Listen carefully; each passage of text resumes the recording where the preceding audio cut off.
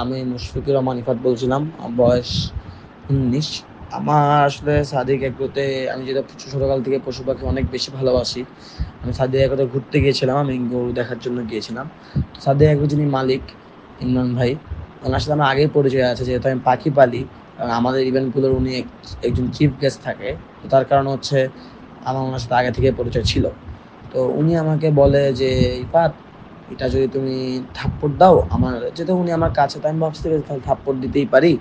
এখানে তো খাসিটা নিলে তো আর আমার কোনো লস নাই। আমার তো এখান থেকে কোনো টাকা যাচ্ছে না। আর খাসিটা তো আমি কিনতেছি না।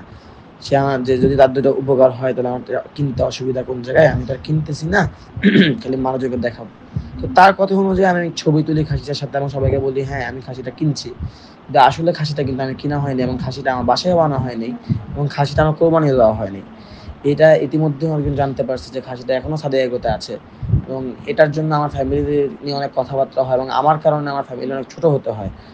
যা আর কি বলবো? শুধুমাত্র উনার একটি কথা যে আমার একটি কাজ করার জন্য আজকে আমার এই দিনগুলো দেখতে হচ্ছে। উনার সাথে আমার পরিচয় হচ্ছে যেহেতু আমি ২০১৭ সাল থেকে পাখি পালি এবং পাখি কিভাবে ডেভেলপ করতে হয়, পাখির নিউট্রিশন ডেভেলপ করা নিয়ে, পাখির বাজরিগার নিয়ে যা কাজ লাগে, বাজরিগার কিভাবে উন্নয়ন, বাজরিগার জাত উন্নয়ন নিয়ে কাজ করছি আমি ২০১৭ সাল থেকে।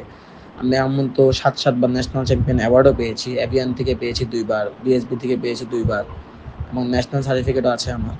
তো এই ছোট উনার সাথে আমার পরিচয়। আমার পশু-পাখি আমি ছোটবেলা থেকে খুব ভালোবাসি। আমি পাখি এবার কিন্তু আমার কাজটা শুধু পাখি নিয়ে। আমার গরু ছাগল নিয়ে কোনো কাজ নাই। উনি আমাকে এভাবে কথাটা বলেছে দেখে আমি করতে বাধ্য হয়েছি। আমি করছি।